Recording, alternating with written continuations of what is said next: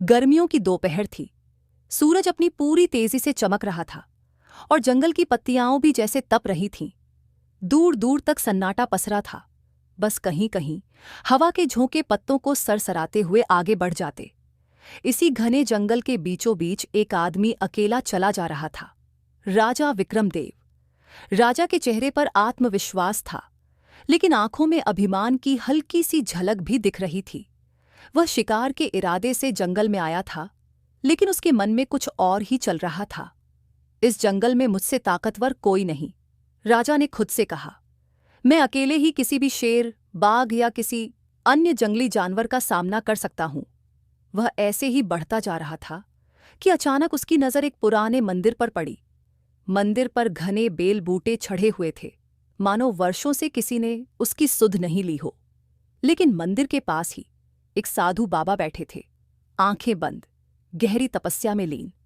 उनका चेहरा तेज से दमक रहा था और शरीर पर केवल गेरुए वस्त्र थे। राजा को लगा कि यह कोई साधारण साधु नहीं है, परंतु उसके मन में घमंड इतना ज्यादा था कि उसने साधु बाबा को आदर देने के बजाय उनसे उपहास करते हुए कहा, बाबा, इस निर्जन जंगल में बैठे बैठे क्या कर रहे हो?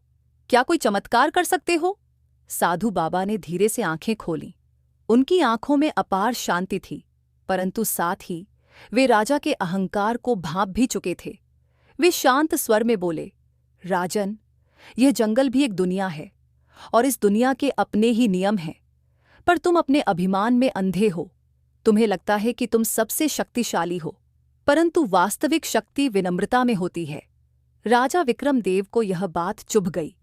उसने हंसते हुए कहा, बाबा, आप अपनी साधुता में लगे रहिए। राजा मैं हूं और शक्ति किसे कहते हैं, यह मुझे अच्छी तरह पता है। इस जंगल में मुझसे बड़ा कोई नहीं। साधु बाबा मुस्कुराए। अगर ऐसा ही है तो मेरी एक बात मानोगे? राजा ने अकड़कर कहा। कहो। बाबा बोले, इस जंगल के भीतर एक और रास्ता है, जहां एक विशाल पुराना पेड़ खड़ा है। अगर तुम सच में इतने शक्तिशाली हो तो वहां तक बिना किसी डर के जाओ और लौट कर आओ। राजा को यह चुनौती सुनकर हंसी आ गई। इतना आसान काम, ये तो मैं अभी कर सकता हूं। वह बिना कुछ सोचे समझे उस रास्ते पर बढ़ गया। रास्ता संकरा और अजीब था। जैसे जैसे वह आगे बढ़ता गया, उसे अजीब सी बेचैनी होने लगी। पेड़ के पास पहुंचते ही अचानक उसके शरीर में अजीब सा कंपन हुआ। उसे महसूस हुआ जैसे कुछ अदृश्य शक्ति उसे जकड़ रही हो। अगले ही पल उसकी आंखों के सामने अंधेरा छा गया। कुछ समय बाद जब उसे होश आया तो वह अपनी जगह से उठना चाहा, लेकिन कुछ अजीब लगा। उसके हाथ और पैर छोटे और बालों से ढक चुके थे। उसने अपने चेहरे को छूने की कोशिश की, पर हाथ की जगह एक छोटा पंजा उठा। राजा को समझने में देर नहीं लगी। वह अब इंसान नहीं रहा था, वह एक बंदर बन चुका था। साधु बाबा के शब्द उसके कानों में गूंज उठे। अहंकार का अंत होना चाहिए।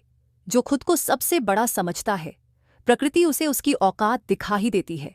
अब राजा विक्रमदेव को समझ आया कि उसने साधु बाबा का अपमान करके कितनी बड़ी गलती कर दी। समय बीतता गया। अब वह जंगल का एक आम बंदर बन चुका था, जिसे कोई नहीं पहचानता था। वह इधर उधर घूमता, फल खाता और अपनी किस्मत पर रोता, लेकिन अब पछताने का कोई फायदा नहीं था। एक दिन वह जंगल से बाहर निकलते निकलते एक गांव में जा पहुंचा।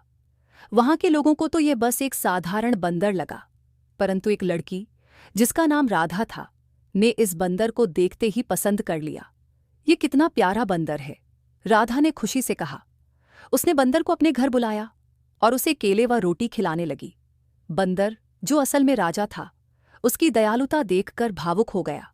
वह पहली बार इतने समय बाद किसी इंसान की सच्ची करुणा महसूस कर रहा था। समय बीतता गया।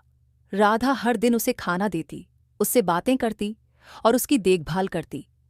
राजा पूरी तरह समझ चुका था कि असली शक्ति ताकत में नहीं, बल्कि दयालुता में होती है। एक दिन जब राधा उसे सहला रही थी, तो अचानक उसके शरीर में एक अजीब सी ऊर्जा दौड़ने लगी। उसके चारों ओर रोशनी फैल गई और देखते ही देखते वह बंदर से फिर से इंसान में बदल गया। राजा विक्रमदेव। राधा ये देखकर चौंक गई। उसने डरते हुए पीछे हटना चाहा, लेकिन राजा ने हाथ जोड़कर कहा, डरो मत राधा, मैं कोई साधारण बंदर नहीं था। मैं राजा विक्रमदेव हूं, जिसे अपने अहंकार के कारण साधु बाबा ने शाप दिया था, परंतु तुम्हारी दया और प्रेम ने मुझे इस शाप से मुक्त कर दिया। मैं तुम्हारा तहे दिल से धन्यवाद करता हूँ। राधा को विश्वास नहीं हो रहा था कि जो बंदर इतने दिनों से उसके साथ था वह वास्तव में एक राजा था। लेकिन राजा के शब्दों में सच्चाई थी। राजा विक्रमदेव ने अपने अनुभव से एक महत्वपूर्ण सबक सीखा। शक्ति केवल बाहुबल में नहीं होती, बल्कि सच्ची शक्ति विनम्रता और करुणा में होती है। उसने अपने राज्य लौटने से पहले साधु बाबा से क्षमा मांगी और जीवन भर दयालु और न्यायप्रिय शासक बनने का संकल्प लिया। इस प्रकार अहंकार का अंत हुआ और करुणा की जीत हुई। ये कहानी यहाँ समाप्त होती है। उम्मीद है कि आपको ये पसंद आई होगी। ऐसी कहानियों के लिए कृपया हमारे चैनल को सब्सक्राइब करें। धन्यवाद।